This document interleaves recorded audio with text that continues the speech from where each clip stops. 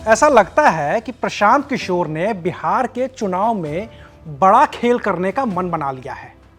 तभी तो कभी मुख्यमंत्री नीतीश कुमार के दाहिने हाथ रहे आरसीपी सिंह की पूरी पार्टी को जनसुराज में विलय करवाने के बाद पीके ने ऐसा फैसला किया है जिसने बिहार की राजनीति में सवर्ण वोटरों की भूमिका को नए सिरे से सोचने पर मजबूर कर दिया है। यह फैसला है उदय सिंह उर्फ पप्पू सिंह को जनसुराज का पहला राष्ट्रीय अध्यक्ष बनाने का। तो क्या उदय सिंह के जरिए प्रशांत किशोर उस सवर्ण वोटर को अपने पाले में करने की कोशिश कर रहे हैं जो अब तक बीजेपी का कोर वोटर रहा है, या फिर उदय सिंह को प्रतीक के तौर पर इस्तेमाल करके प्रशांत किशोर कांग्रेस और बीजेपी दोनों को उसकी हैसियत बताने की कोशिश कर रहे हैं? आखिर कौन है उदय सिंह उर्फ पप्पू सिंह, जिनके जनसुराज के राष्ट्रीय अध्यक्ष बनने के साथ ही यह तय हो गया है कि बिहार में इस बार का खेला बिल्कुल ही अलग लेवल का है? आज बात करेंगे विस्तार से। नमस्कार, मैं हूं अविनाश और आप देख रहे हैं एबीपी लाइव। प्रशांत किशोर के साथ उदय सिंह की करीबी तब सामने आई थी जब प्रशांत किशोर बीपीएससी में हुई धांधली के मुद्दे पर पटना के गांधी मैदान में अनशन कर रहे थे। इस अनशन के दौरान सबसे ज्यादा सुर्खियां बटोरी थी प्रशांत किशोर की वैनिटी वैन ने, और उसी समय यह पता लगा कि पीके जिस वैनिटी वैन का इस्तेमाल कर रहे हैं दरअसल उसके मालिक पप्पू सिंह हैं। पप्पू सिंह, असली नाम उदय सिंह, खुद 2 बार सांसद रहे, मां 2 बार सांसद रही, पिता बड़े अधिकारी रहे, भाई बड़े अधिकारी रहे, घर में न तो नेता की कमी और न ही अधिकारियों की। और जब इतना सब है तो पैसा तो होगा ही होगा। तो पैसे भी हैं, इतने कि पीके के लिए गांधी मैदान में वैनिटी वैन खड़ी कर सके। इतना ही नहीं, प्रशांत किशोर पटना के जिस घर में रहते हैं उस घर के मालिक भी पीके नहीं बल्कि पप्पू सिंह ही है।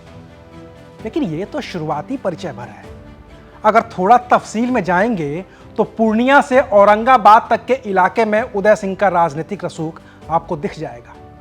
आखिरी बार उदय सिंह पूर्णिया से ही सांसद थे, और वो भी भारतीय जनता पार्टी से।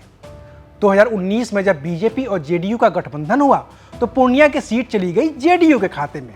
लिहाजा उदय सिंह ने बीजेपी छोड़ दी और कांग्रेस के साथ आ गए। चुनाव लड़ा और हार गए।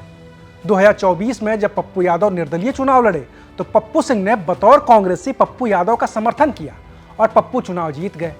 लेकिन अब उदय सिंह प्रशांत किशोर के साथ हैं और उनकी बनाई पार्टी जनसुराज के राष्ट्रीय अध्यक्ष।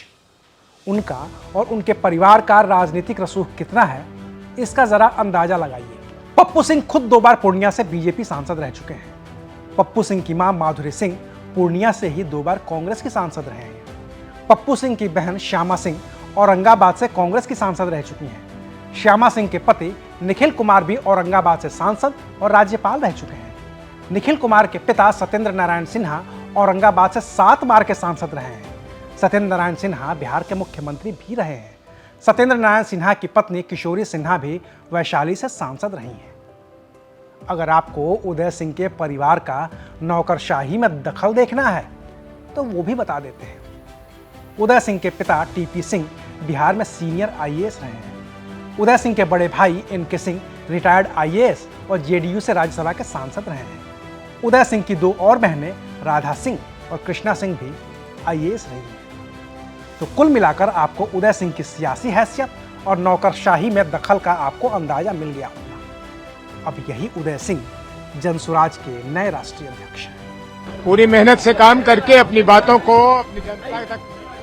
अपनी जनता तक पहुंचाएंगे और आशा करेंगे कि जनता बात को समझे और सहयोग करे और बिहार में एक परिवर्तन करे, एक अच्छी सरकार बनवाए। अब आते हैं प्रशांत किशोर के इस फैसले पर, और यह फैसला जुड़ता है उस जाति जनगणना से जिसका श्रेय लेने की कोशिश खुद तेजस्वी यादव भी करते हैं और नीतीश कुमार भी। बीजेपी इससे अलग थलग पड़ रही थी तो केंद्र की ओर से ही ऐलान हो गया कि पूरे देश में अब जातिगत जनगणना होगी। इस फैसले से सबसे ज्यादा नाराजगी सवर्ण वोटरों में देखने को मिली जो कम से कम बिहार में तो बीजेपी के साथ जुड़े ही हैं। ऐसे में पीके की नजर उसी सवर्ण वोट पर है जो बीजेपी के कोर वोटर हैं। वो कैसे, जरा इसको भी समझिए। बिहार में हुई जातिगत जनगणना के मुताबिक राजपूतों की संख्या करीब 3.5% है। राजपूत बीजेपी के वोटर भी हैं और 2020 का विधानसभा चुनाव इसका उदाहरण भी है, जहां 28 राजपूत विधायकों में से सबसे ज्यादा 17 विधायक बीजेपी से जीते हैं। मुकेश सहनी की वीआईपी से जीते 2 राजपूत भी अब बीजेपी में हैं। एक निर्दलीय विधायक सुमित सिंह तो मंत्री भी हैं। लेकिन 2020 के विधानसभा चुनाव और 2024 के बीच लोकसभा चुनाव के दौरान बिहार में हुई जातिगत जनगणना ने राजपूत वोटरों को नाराज कर दिया। लिहाजा राजपूतों की परंपरागत सीट औरंगाबाद से भी बीजेपी के सुशील सिंह चुनाव हार गए। आरा से आर.के. सिंह हार गए। काराकाट में राजपूत वोटर एकमुश्त पवन सिंह के साथ चले गए जो निर्दलीय थे। बक्सर में राजपूत वोटर आरजेडी के पास शिफ्ट हो गए और सुधाकर सिंह चुनाव जीत गए। तो कुल मिलाकर आंकड़ों के जरिए अपनी राजनीति को धार देने वाले पीके को भी ये आंकड़ा शायद समझ में आ गया है और अब इसी आंकड़े के साथ वो बिहार में नया खेल करने को तैयार है। कामयाबी कितनी मिलती है ये तो वक्त बताएगा, लेकिन इतना तो तय है कि हर दिन मजबूत होते पीके बिहार के चुनाव को दिलचस्प बनाने में कोई कसर नहीं छोड़ रहे हैं। शुक्रिया, आप देख रहे थे एबीपी लाइव।